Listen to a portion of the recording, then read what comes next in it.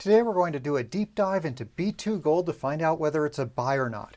B2Gold trades on the New York Stock Exchange under the ticker BTG, and it closed today at $2.79. They're among the largest dividend payers of any company in the gold space with a current yield of 5.78%. And spoiler alert, I think there's a lot of room for them to increase this dividend based on what their cash flows are going to look like going forward. And over the past year, the price of gold has gone up 22.7%.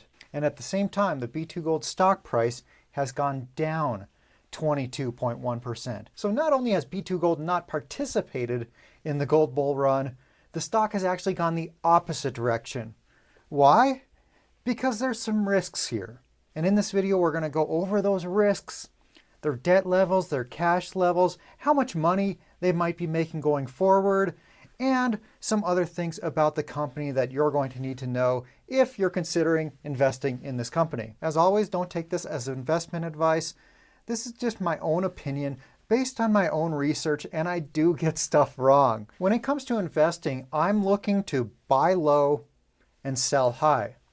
So in that case, you're usually looking for some type of turnaround story. And when the gold price is way up and the stock price is way down at the same time, that's something that piques my interest because maybe this is a time to buy cheap when the company is going to be turning a corner.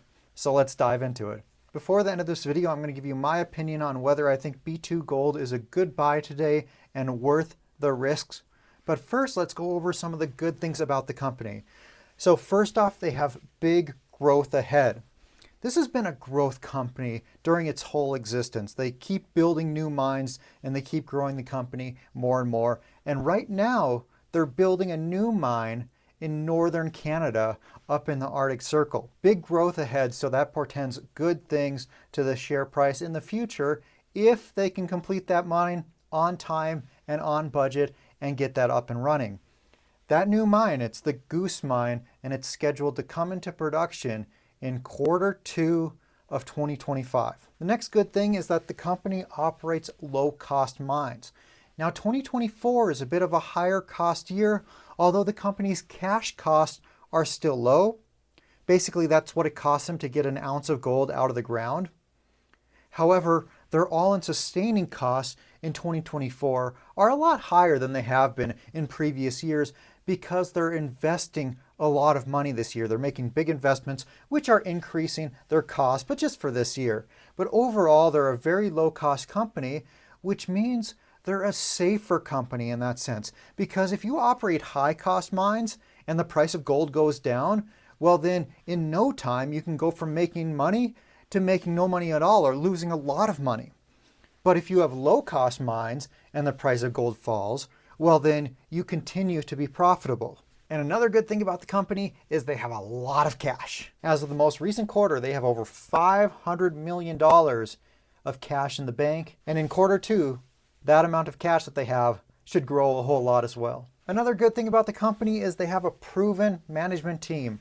This management team has been around for a long time. They had a lot of success under their previous company, B2Gold, and then a while back they started B2Gold. These guys are very good mine builders and very good mine operators. They've proven over and over that they really know what they're doing. Another good thing about the company is that overall, company-wide, they have pretty big gold reserves and resources. So their average mine should be operating for quite a few years to come. And because they have several operating mines and low costs, this company is printing money. So we're going to go over those numbers here in a little bit. The next good thing about the company is they have some diversification. They have 3 operating mines currently, and they're building a 4th mine. So pretty soon they're going to have 4 operating mines. And then after that, they're probably going to start building their 5th operating mine. And their 3 mines are in 3 different jurisdictions around the world. And when you have several operating mines, your risks are spread out.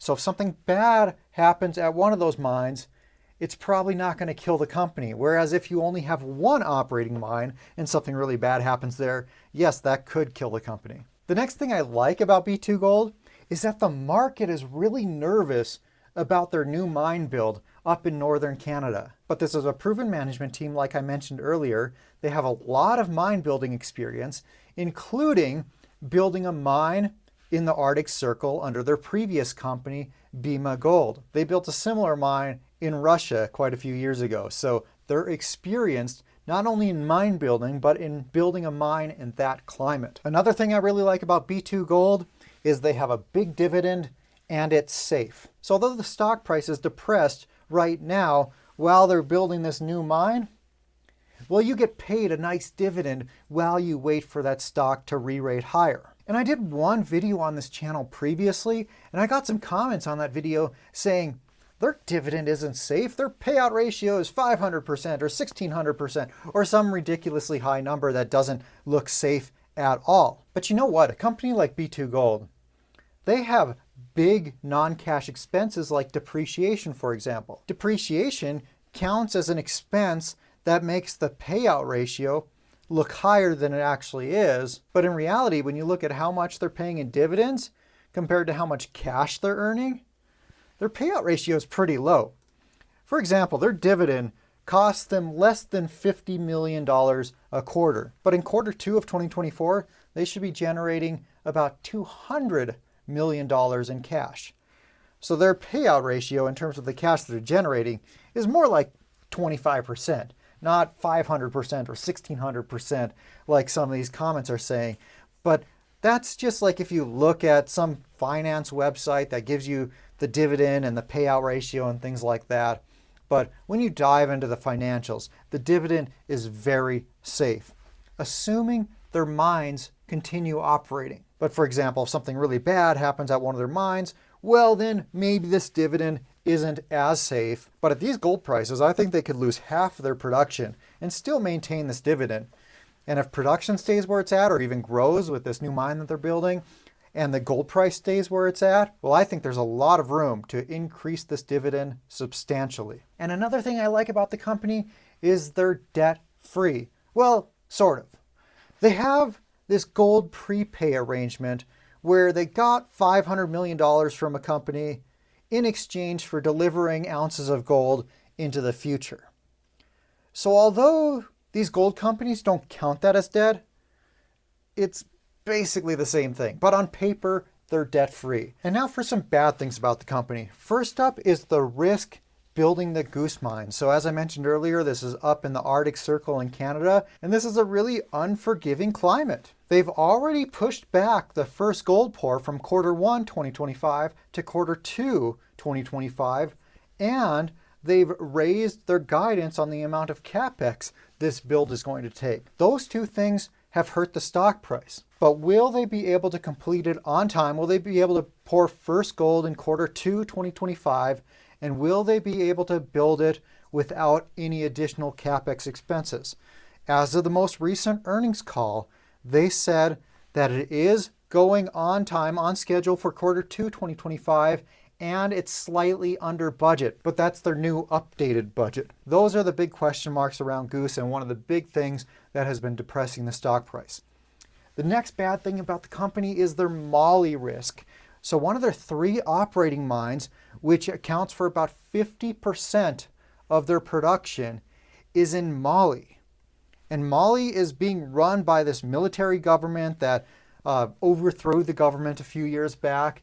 And there's a lot of risk there, and investors are pretty nervous about it. And there's even been some rumors that the military junta that's running the country was going to nationalize Barrick's big mine in Mali. Based on my best research, I think that's overblown, and Barrick has actually gotten in writing from the government that they're not going to, that they're going to work with Barrick.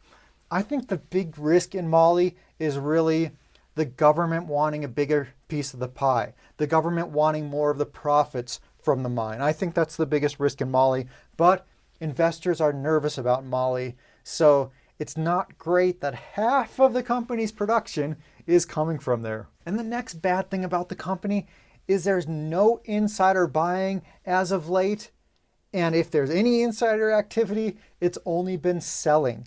So that's not something you like to see. However, it is worth noting that a massive money manager with over $100 billion in assets under management recently took a big stake in B2Gold. And to give you an idea of some of their other holdings, they have a stake in Barrick, they have a stake in Franco-Nevada, in Wheaton Precious Metals, in Alamos Gold. So B2Gold is in really good company when it comes to what other gold companies this asset manager is investing in. One of B2Gold's 3 operating mines is in Namibia. And right now, this mine produces between about 180,000 ounces a year to about 200,000 ounces a year. However, they only have 200,000 ounces of reserves left in Namibia. So they basically only have 1 year of production left in reserves. However, there's another 800,000 ounces of resources here. Plus, there's a low-grade stockpile. Now, they'll probably be able to convert some of those resources, or maybe all of them, into reserves, which is helped out by the higher gold price. However, if they have to start mining those resources instead of the reserves, they're not going to be producing nearly as many ounces here because the resources are at a much lower grade. However, recently they announced a maiden resource at this deposit that's really close to this mine in Namibia. And this resource, although it's only inferred ounces, so it's the lowest confidence category that you can get, they're going to have to drill a lot more to turn those into reserves, but it's at very high grades, and they have almost 400,000 ounces here at this new deposit. So they're going to be working to expand this new deposit and convert those resources, hopefully into reserves, and get a permit to mine that, to hopefully continue mining at Namibia at the same level. Now, currently what their guidance is, or what they're hoping to do, is to combine this new deposit with the low-grade stockpiles to maybe produce about 100,000 ounces a year going forward at this mine, instead of the current 180 to 200,000 ounces. So it looks like production at Namibia is going to decline by about 50%. However, that 100,000 ounce production should be able to be maintained for at least 4 years going forward after they run out of reserves. But hopefully they'll continue to expand that resource and expand those reserves and find even more high-grade ore to put through their mill there. And they're spending about $9 million in exploration this year in Namibia to be able to do just that. And the next bad thing about the company is that their production profile is lower in 2024 than it was in 2023. I think this is another big thing that's contributing to the lower stock price right now, because the market doesn't like to see declining production. And the market doesn't like to see growth either, at least not until the growth is already in production. But whenever a company is spending a lot of money to build a new mine, lately the market has really been punishing that company. So I think 3 of the big things holding the company's stock price back right now is the lower production in 2024, although we should see production be quite a bit higher in 2025, and then the Molly risk and the goose risk. And now let's start working towards a valuation for this company. To start out, I'm going to estimate how much cash they're going to have when they report Q2 earnings, because Q2 just finished at the end of June. So we know what the average gold price is. We can approximate how many ounces they're going to produce and at what cost they're going to produce those ounces. And also we can estimate what their expenses would have been in Q2, aside from what it's going to cost them to produce that gold. But anyway, let's dive into this. So at the end of Q1, their cash on hand was $568 million. Their Q2 production should be about 225,000 ounces. In Q1, it was slightly higher than this. However, right around the end of Q2, B2Gold announced that they had sold part of their shares in Calibre Mining. So now they're no longer going to be reporting Calibre's production, and instead they're just going to be holding some Calibre shares on their books. So B2Gold's attributable production is going to decrease a little bit because of this Calibre sale, but because of that share sale, they got another $101 million. So anyway, we're looking at production of 225,000 ounces in Q2. At an all-in sustaining cost, I'm taking what it was in Q1, which was $1,345 per ounce. That's what it cost them to produce an ounce of gold all in and sustaining that level of production going forward. So that includes things like exploration expenses as well. So with that information, we get an approximate cash from operations in quarter 2 of 2024 of $223.4 million. Okay, now let's look at how much cash B2Gold might have after they report quarter 2 earnings in less than a month. So we take the $568 million that they ended the previous quarter with, we add our estimated cash from operations of $223.4 million, we add the $101 million they got from selling some shares of Calibre. They didn't sell all their shares. They still have about 1/3 of their shares remaining. And then we subtract how much they paid in dividends, which is $46 million. So when you want to think about whether their dividend is safe or not, whether they can maintain this dividend level, look at this. $223 million in cash from operations in quarter 2 with a $46 million dividend payment. They could increase this dividend a lot and still have it easily be covered by this. Now, the company will have other expenses that aren't included in that cash from operations number, but it gives you a good idea of whether that dividend is going to be safe. And we also subtract the $0.9 million investment that they made in Prospector Metals. We subtract $14.6 million for G&A. This is simply taking their Q1 G&A number and assuming it's going to be the same in quarter 2. We did the same thing here with other operating expenses. We subtract $9.5 million here. And then income tax. Income tax is a big expense, or at least it was in the previous quarter.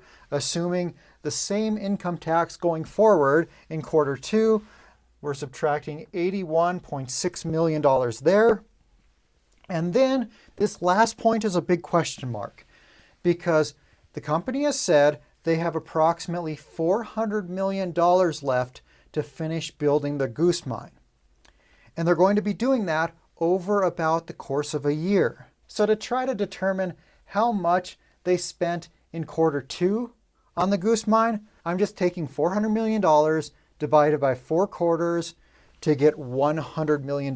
That's how much I'm guessing they spent on the Goose Mine in quarter 2. So we add these numbers, we subtract all these numbers, and that leaves us with a cash balance of $635.7 million and then $300 million remaining to finish building the Goose Mine.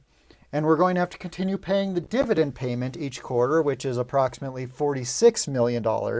So considering that the cash is in excess of $600 million and we have to pay $300 million to finish building the Goose Mine and $46 million per quarter for dividends, and we're also going to continue generating a lot of cash in the quarters to come, they are easily going to be able to pay for all their expenses coming up and have a ton of cash left over. And something I didn't even take into account here is that they're going to be earning interest on this cash that they have. So let's call it a 5% interest rate that they might be able to get. That's going to be $5 million per year for every $100 million in cash that they have. Divide that by 4. Maybe we're looking at $7 million, $8 million per quarter in interest that they're earning on that. And then it's also worth mentioning that they have a $700 million credit facility that they can draw from that's currently totally undrawn. So in addition to all this cash that they have, this more than $600 million in cash, they also have another $700 million should they need more money, whether that's to buy another company or they have some other type of expense, things like that. They have a lot of flexibility here.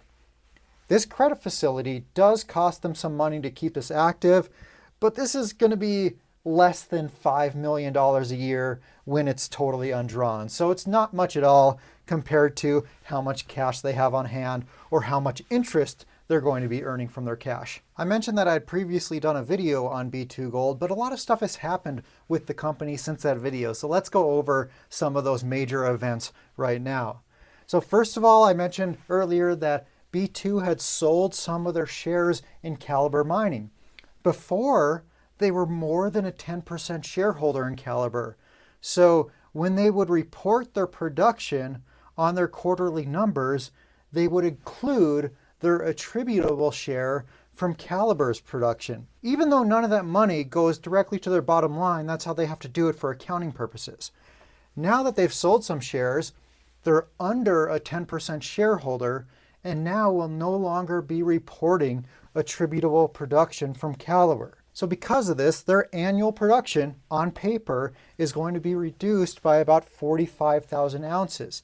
In the most recent quarter, Calibre's production was a little over 11,000 ounces. So on paper, that will make it look like B2Gold is producing a little bit less gold. So it's not going to affect their bottom line at all in terms of how much income they're making. However, it will affect their balance sheet because they got $101 million for that share sale. And they still own some shares of Calibre. And next, I also mentioned earlier that they made that discovery in Namibia, and they released a PEA on that with 390,000 high-grade ounces. So about another 2 years of production in Namibia from that. So hopefully they can continue growing this number, because the most important thing to grow B2Gold's net present value is to increase ounces at their mine that has the lowest amount of reserves. Because when you can extend a mine life that currently has a 1-year mine life to, for example, 3 years, that helps out your NPV a lot. Versus when your mine life already has 10 years and then you add 2 more years of mine life to it, that doesn't do much to your NPV at all. And then they have their Gramalote project in Colombia. And they also announced a PEA on that recently. And that came back at about 200,000 ounces of production per year at a very low all-in sustaining cost of $886 per ounce. This does have a capex of $807 million, but the company has decided to go forward and do a feasibility study that they hope to complete by about mid-2025.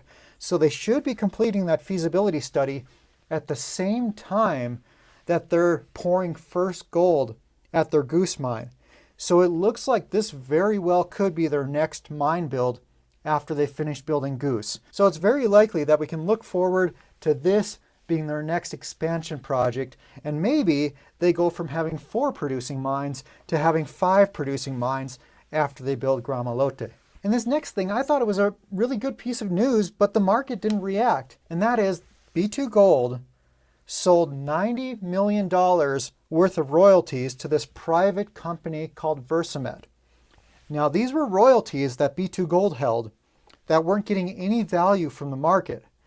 And they turned those royalties into $90 million worth of Versamet shares. Now, this company is private, but I'm guessing that eventually this Versamet company goes public. And who knows, maybe B2Gold distributes these Versamet shares to B2Gold shareholders after they go public. We'll see. Or maybe they just end up selling those Versamet shares in the future to get some more cash to maybe build their Gramalote mine, for example. But considering how much cash the company already has on hand and how much cash B2Gold is generating, it doesn't look like they're going to need to raise any more money to build an $800 million mine. It looks like they're going to have plenty of cash flow to be able to build that without raising any more money and without going into debt. Another big piece of news was that B2Gold had a successful ice road season. One of the challenges about building in the Arctic Circle is that you have to get all your supplies up there. And in certain times of year, you can go through a seaport and deliver supplies that way. But those pathways through the seas are only open for a short period of time when you're that far north. And there's another period of time during the year in which you can drive all your supplies over the ice to site. So B2Gold built this long ice road and had over 2,000 truckloads of supplies delivered to site. And the company said that everything that they need to successfully finish building the mine was delivered via the ice road. So that was very good news. Another big piece of news that hasn't really gotten any press is that this development company called Rupert Resources wants to buy B2Gold's exploration project in Finland. And they want to buy that in exchange for shares in Rupert. And the current value of those shares is worth almost $82 million. This sale is still pending because there's still things that need to be done, like figuring out investor rights and due diligence that needs to be done by both parties. But it looks like B2Gold is going to be a significant shareholder in Rupert Resources. Another big piece of news, this was huge, is that when B2Gold released their Q1 earnings, it turns out that production was right in line with guidance, which was no surprise, but cash costs were way below guidance, which was really great news, and all-in sustaining costs were also below the low end of guidance. So cash costs in Q1 came out to $734 per ounce versus their guidance of $835 to $895 per ounce. So their cash costs were way below guidance. And that's something great about B2Gold's management team, is that they almost always underpromise and overdeliver. And also with their all-in sustaining costs, those came in at $1,345 per ounce versus their guidance of $1,360 to $1,420. So when you can deliver lower costs, you're going to be making more money per ounce produced. So that allowed them to generate a lot of cash in Q1. And now let's quickly go over some other assets that B2Gold owns. So the remaining shares in Calibre Mining that they haven't sold are worth $47 million at today's market prices. At some point in the near future, they should own about $82 million of Rupert Resources stock. And if they don't, if that transaction falls through for some reason, well, then they have that very valuable discovery in Finland. And then they have this Hackett River royalty that I estimate they can sell for about $70 million. And then they have 9.9% of the shares in Snowline Gold, currently worth about $62 million. They have a little less than $5 million in Omega Metals shares. And then they have those Versamet royalties shares worth about $90 million. So their total value of other assets is north of $350 million. So you combine their cash plus their other assets and you're looking at almost $1 billion. Plus they have 3 producing mines, plus they have the Goose mine that they're building in Canada, plus they have their Gramalote project that they're probably going to be building in Colombia. So the company owns a lot of assets. And now let's look at the company's potential cash from operations going forward. So first, we have the second half of 2024, and here I'm going to annualize the numbers using the production and the cost for the second half. Over here on the left, we have 3 different gold price options. Today's gold price at $2,365, a gold price of $2,000 an ounce, and on the high end, $2,500 an ounce. So if the gold price falls a lot to $2,000 an ounce, annualized, the company will have $590 million in cash from operations. At today's gold price, we're looking at $918 million in cash from operations. And at a $2,500 gold price, we're looking at a whopping $1.04 billion in cash from operations. So moving forward to 2025, the company should be producing about 1.1 million ounces of gold because we'll have partial year production from the Goose mine. And also, we're probably going to get a permit to truck ore to the Fekala mill in Mali from a satellite deposit, which will help increase production as well. And then, because we're increasing production and because the low-cost Goose mine is coming online, we should be looking at an all-in sustaining cost at $1,300 per ounce or lower. So production is increasing and costs are coming down, which means very good things for cash from operations. However, B2Gold entered into this gold prepay arrangement earlier this year, in which they received $500 million of cash up front to make sure that they had enough money to finish building the Goose mine. But in exchange for that, they promised to deliver an equal number of ounces every month for 12 months, starting in July of 2025. So in the second half of 2025 is when this gold prepay obligation kicks in. And this is going to cost them approximately $290 million. So we have to subtract $290 million from whatever number we get for cash from operations. So let's do those calculations now. So in 2025, in terms of cash from operations before taking into account the gold prepay obligation, at $2,000 gold, we're looking at $770 million. At today's gold price, we're looking at $1.17 billion. And at $2,500 gold, we're looking at $1.32 billion. However, after you subtract the $290 million obligation, our 2025 numbers are looking a little bit worse than our annualized 2024 numbers. But it's also worth noting that our full year from 2024 will not look like this because gold prices were lower in quarter one.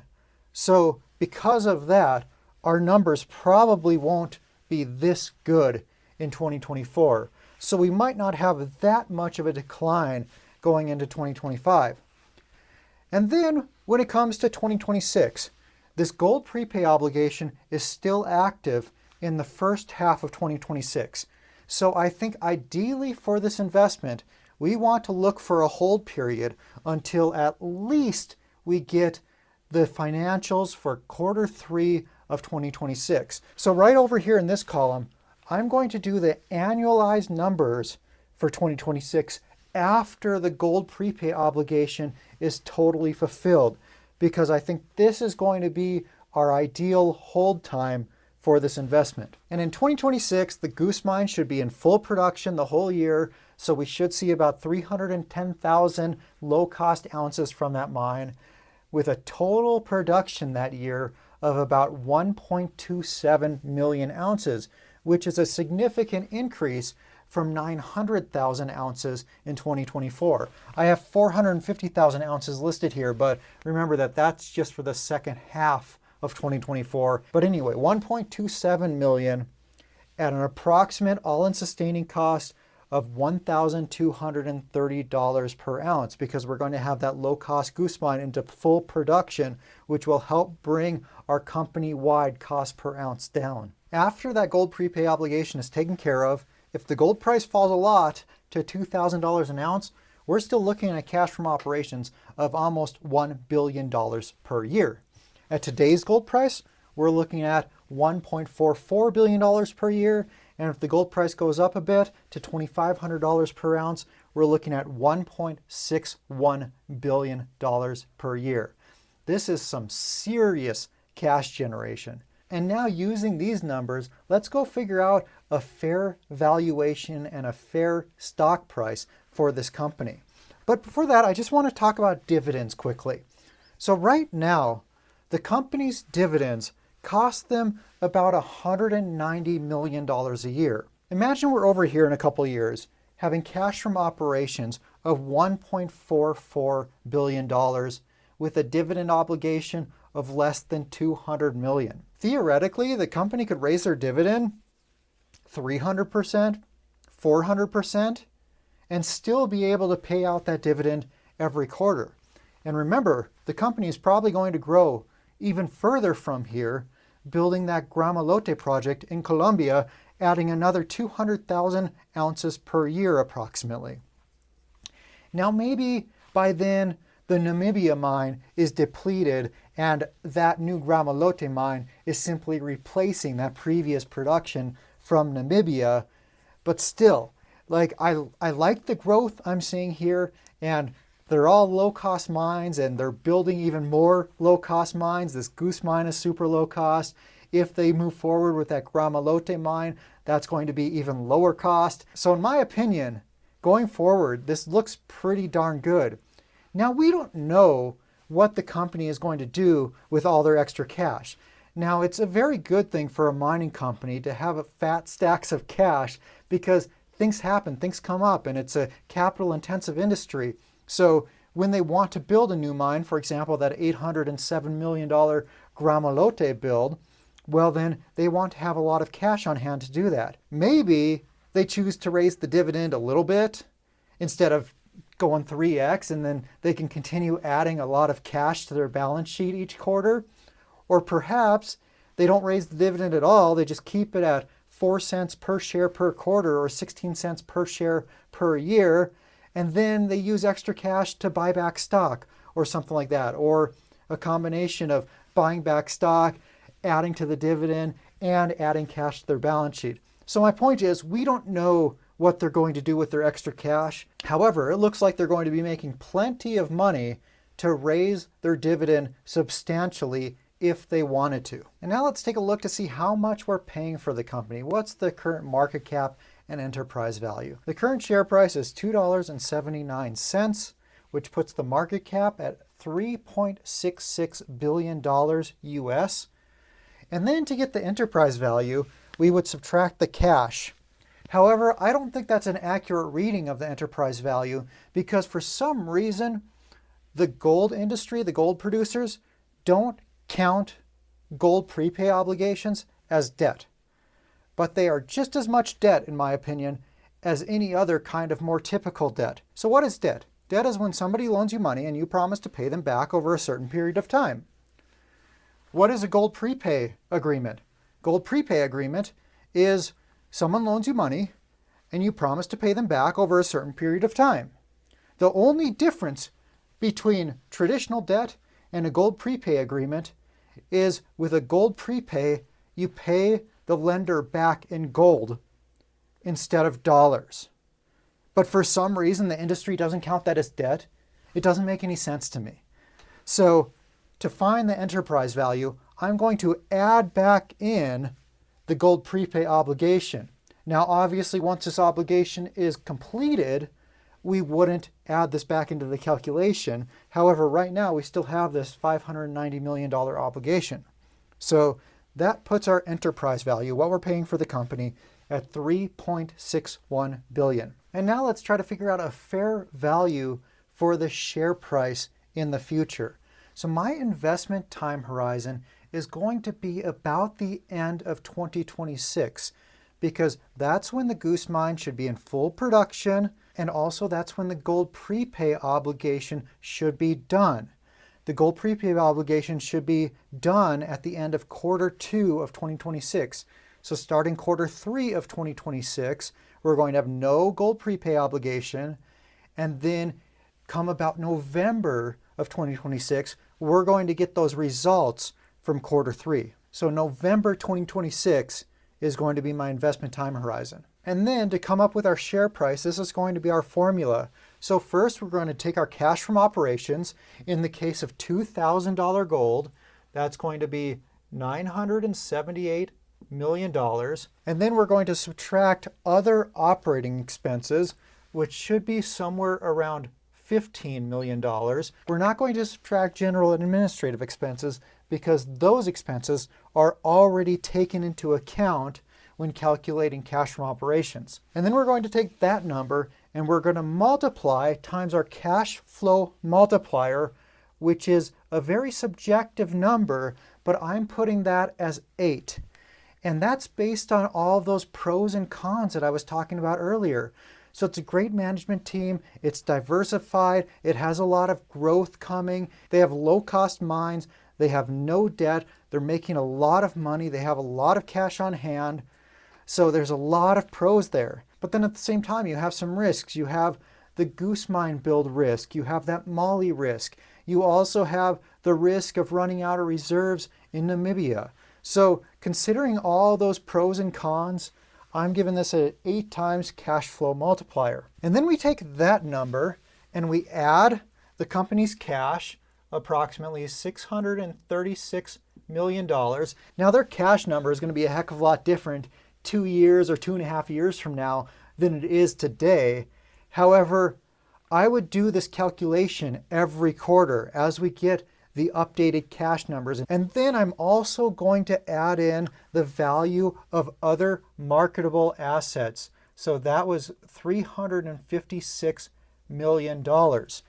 Now, keep in mind that in this number, I am not including the value of their Gramalote project, which I would probably put at $150 million or maybe even north of $150 million. But I'm not including that to have some type of margin of safety there when it comes to determining the fair value of their other marketable assets. And then in this formula, we're subtracting debt, But at that point, their gold prepay obligation is going to be done, so they should not have any debt. And then we're going to take that number after doing this whole calculation and divide it by the number of shares outstanding, fully diluted, including all warrants and options and restricted stock units. And that number is 1.347 billion. So now using this formula, let's find a fair share price at $2,000 gold, today's gold price, and $2,500 gold. Now, assuming no disasters occur with the company along the way and our production and costs come in line with what we expect, what would a fair share price be if the gold price is $2,000 an ounce? Now, keep in mind that this is at the end of 2026. So we're looking at a fair share price of $6.46, plus we would have received at least 40 cents in dividends during this time. If you're going to buy shares in this company, I recommend enrolling in the DRIP plan, the dividend reinvestment plan, because when your dividends are reinvested, you're going to get additional shares at a discount. Most recently, it was at a 3% discount to the current share price. At $2,000 gold, we're looking at a percentage gain of 146%, including dividends.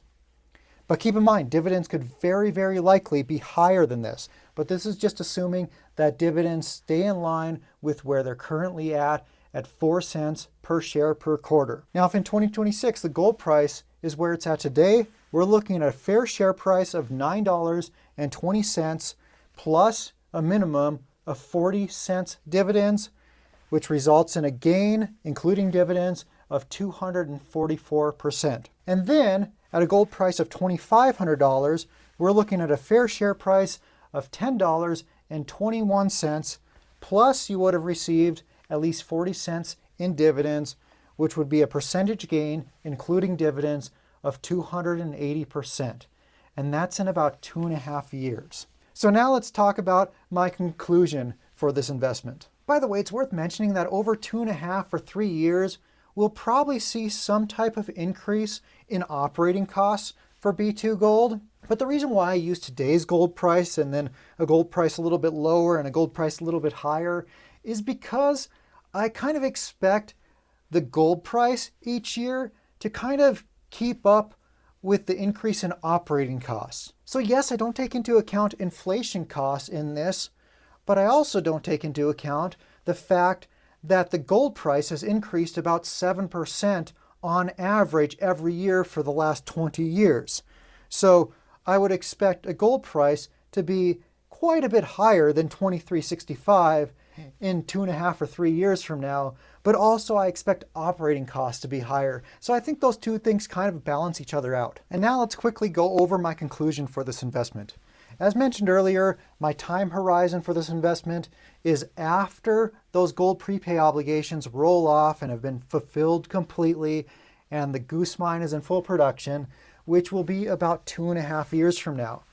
And my target price is $9.20 plus any dividends that you receive along the way. And I think those dividends will be at least 40 cents, but probably more because the company is going to be generating a lot of cash, and I think they'll easily be able to raise their dividend. But it totally depends on what the company decides to do with their cash. Now let's talk about the risk level. So risk level 1 being the least risky, 10 being the most risky. I will not give a gold miner a better score than a 5 for the risk level. Now there's definitely some risk here, and I think the biggest risk of all is probably the moly risk.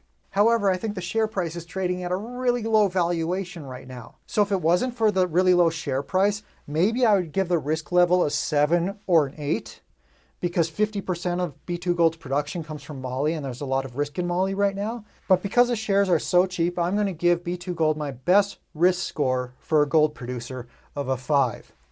And my verdict from a sell, hold, buy, or strong buy is absolutely a strong buy.